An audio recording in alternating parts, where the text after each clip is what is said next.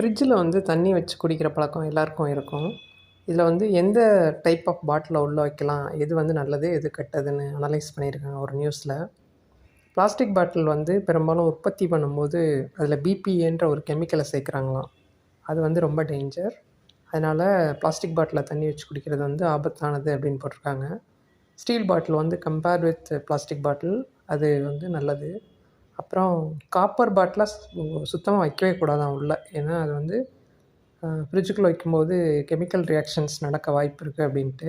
அதனால் செம்பில் பாட்டில் இருந்ததுன்னா அதை வந்து யூஸ் பண்ணிடக்கூடாது ஃப்ரிட்ஜில் வச்சு தண்ணி குடிக்கிறோன்ட்டு. அதுக்கப்புறம் கடைசியாக எக்கு பாட்டில் அதுலேயும் தண்ணி வச்சுக்கலாம், அது சேஃப் தான் அப்படின்னு போட்டிருக்காங்க.